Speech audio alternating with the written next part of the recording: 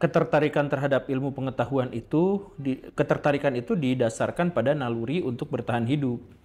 Ketertarikan itu. Nah, karena ketertarikan itu didorong oleh kebutuhan bertahan hidup dan atau mempertahankan spesies, maka saya tertarik terhadap ilmu pengetahuan itu karena otak saya mendeteksi bahwa ilmu-ilmu yang harus saya miliki dan kuasai itu adalah ilmu yang akan menunjang kehidupan saya untuk bertahan hidup.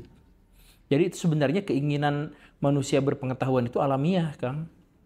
Yang tidak alamiah itu adalah orang yang sampai mentok udah nggak kepikiran lagi soal ilmu pengetahuan. Misalkan ya, orang yang tidak alamiah, terlalu kepepet hidupnya, terlalu miskin, jadi untuk berpengetahuan nggak kepikiran. Kenapa saya lucu ya mendengar kata miskin ya? Nah misalkan gitu, misal Ya, betul. Ya. Akang tuh tidak suka baca buku. Tidak apa-apa, no smoking, tidak ada masalah. Karena yang paling penting itu adalah ketertarikan pada ilmu pengetahuan. Dan ilmu pengetahuan itu tidak harus didapatkan dari buku. Jadi misalkan ya, Akang waktu kecil suka nanya kan ke orang lain. Nah itu tuh sebenarnya dorongan untuk berpengetahuan. Akang mau baca buku atau tidak, ketika Akang mengajukan pertanyaan, Akang tuh sebenarnya sangat ingin berpengetahuan. Dan itu adalah naluri. Makanya sampai ada orang ilmuwan yang menghitung rata-rata anak kecil bertanya dari umur 2 tahun sampai umur 5 tahun, ternyata per hari anak-anak kita itu bertanya 300 pertanyaan, Kang. Artinya apa? Artinya manusia itu sebenarnya otaknya lagi berkembang dan perkembangan itu justru mengarahkan kita pada berpengetahuan. Karena nanya wae. Cuman, nah di Indonesia masalahnya adalah orang tua kita banyak yang mengabaikan pertanyaan-pertanyaan itu. Sehingga walaupun dia punya naluri untuk berpengetahuan, dia akhirnya terhambat, tersendat. Karena apa? Karena pas bertanya, kamu mah nanya wae atuh. Kamu mah ilmunya belum seberapa tapi udah mau membantah. Kamu kan bukan pakar. Kamu tuh ya, seperti itu. Nah itu kan membunuh rasa kepenasaranan kita. Akhirnya banyak orang yang berpikir, untuk apa atuh udah berpengetahuan, kan yang paling penting mah besok dapat makan apa. Nah gitu kan. Nah itu teh muncul sebenarnya tidak alamiah. Jadi yang menolak pengetahuan itu tidak alamiah. Alaminya kita tuh mengajukan pertanyaan 300 atau 200 pertanyaan per hari sampai usia 5 tahun. Saya mah tidak mengharuskan orang untuk baca buku. Saya mah berharap bahwa orang-orang itu mau mencari ilmu pengetahuan. Dengan atau tanpa buku, ilmu pengetahuan itu ada. Bahkan ketika kita nonton film Superman misalkan, di situ tuh sebenarnya banyak ilmu pengetahuan yang bisa kita raih. Jadi saya tidak akan membatasi orang untuk soal harus rajin baca buku atau tidak. Yang harus itu adalah berpengetahuan yang memadai untuk kebutuhan dirinya sendiri, bertransaksi ilmu pengetahuan dan kesadaran dengan pihak lain, dan mengambil keputusan-keputusan strategis dan bagus yang dilandaskan pada ilmu pengetahuan. Gitu, Kang. Jadi kalau soal buku mah urusan lain. Mengukur ilmu pengetahuan itu diukurnya bukan dari seberapa banyak dia baca buku, tapi seberapa banyak dia mampu mendemonstrasikan pengetahuan itu. Akang pengetahuannya sebanyak apa? Kan tidak bisa diketahui.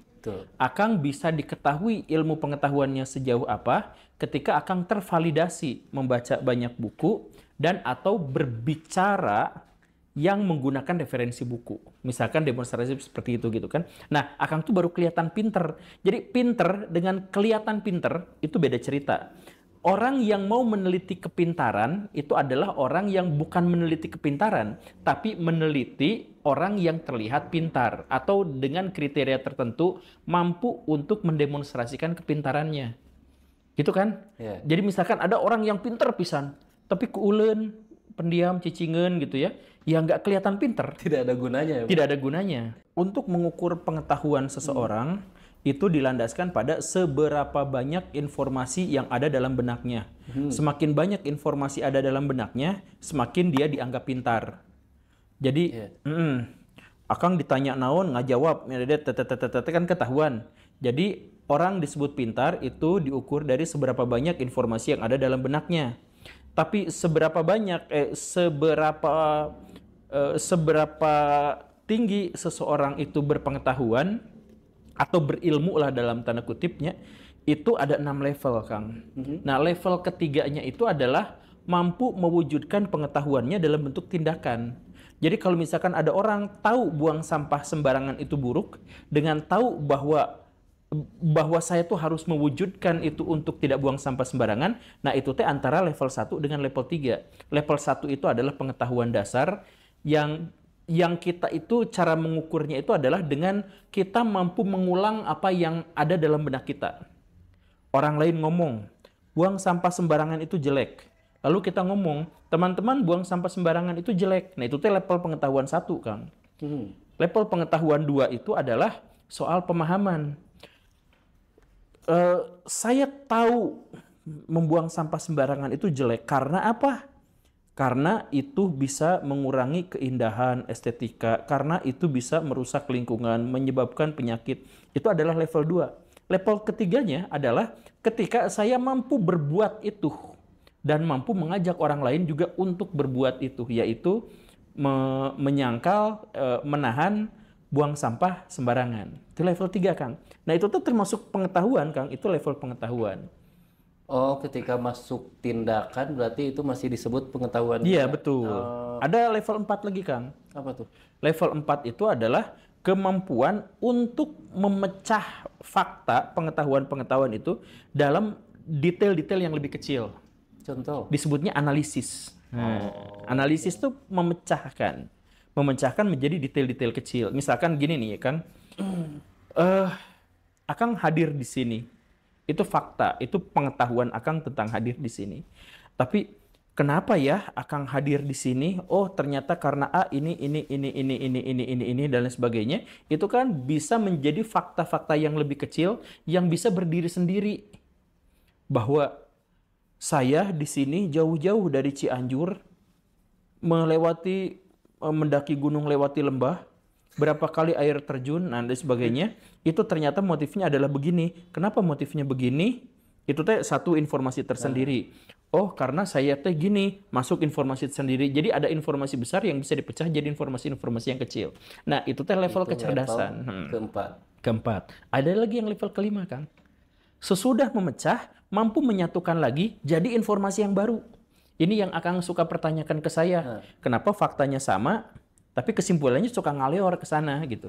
Nah, itu ada pada masalah analisis yang berbeda dan kemampuan untuk menyatukan kembali, yaitu menyimpulkan kembali dengan sudut pandang kacamata yang berbeda dan atau menjadi lebih luas. Gitu. Itu bisa dipelajari nggak, Pak? Apanya? Kemampuan analisa itu. Sebenarnya setiap orang tuh punya dorongan untuk itu. Betul. Cuman yaitu ada karena ego, ada karena kebiasaan yang tidak baik, ada karena lingkungan kita yang tidak mendorong itu. Tapi secara alamiah kita tuh berpikir ke arah sana semuanya. Gitu. Banyak orang yang sudah menunjukkan kesalahan di pendidikan kita, tapi hampir nggak ada perbaikan. Apa makna dari ditunjukkannya kesalahan-kesalahan itu? Kenapa tidak ada perbaikan?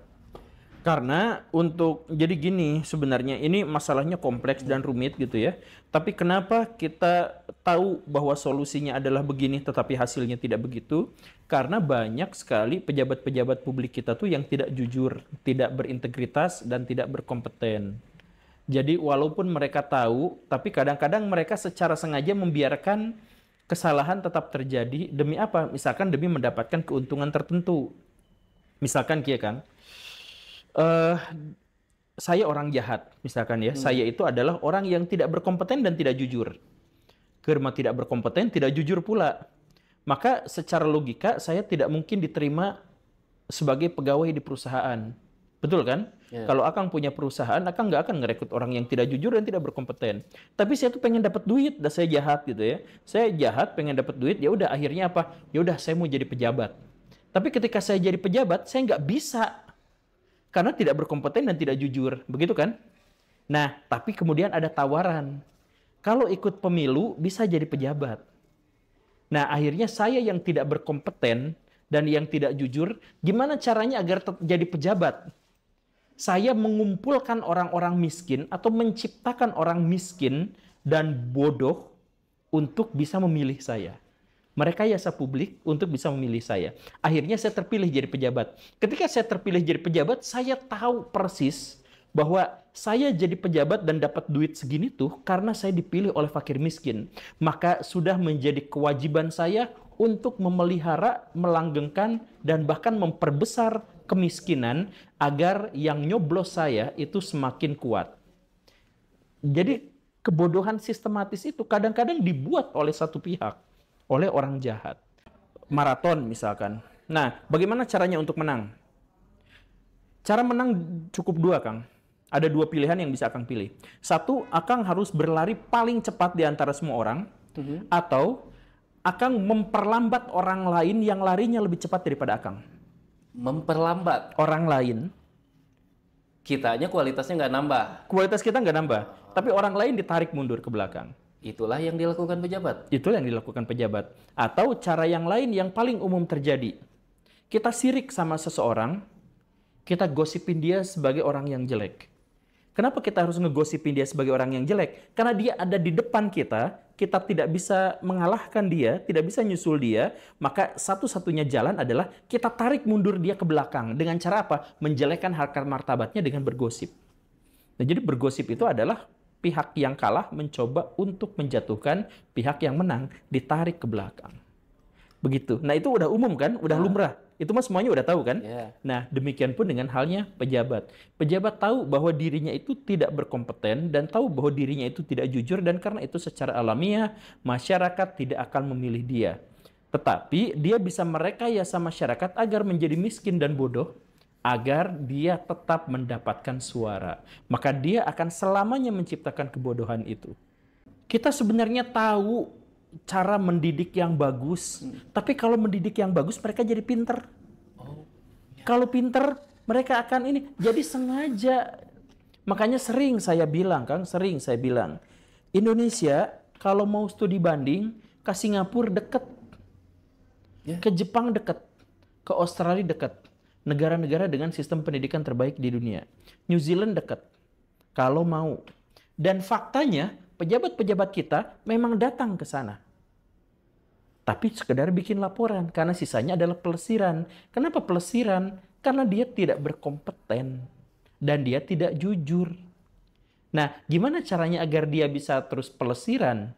Gimana caranya? Ya dia harus memelihara orang bodoh yang percaya bahwa pelesirannya itu sebenarnya adalah kerja. Apa yang mereka lakukan berarti itu kan tidak ada manfaatnya. Emang tidak ada manfaatnya. Ya makanya kita tuh sering studi banding. Sok pejabat berapa kali studi banding ke luar negeri gitu. Dan gak usah studi banding juga, itu orang Singapura tuh datang ke Indonesia mau ngajarin praktek mengajar yang baik, sistem mengajar yang baik. Wah, banyak sekali itu mah. Tapi tidak kageroh sama kita, sengaja tidak kageroh. Akang pernah nggak, kalau di saya mah di Bandung gitunya, orang Bandung, benar-benar bisa membedakan mana jalan buatan swasta dan jalan buatan pemerintah.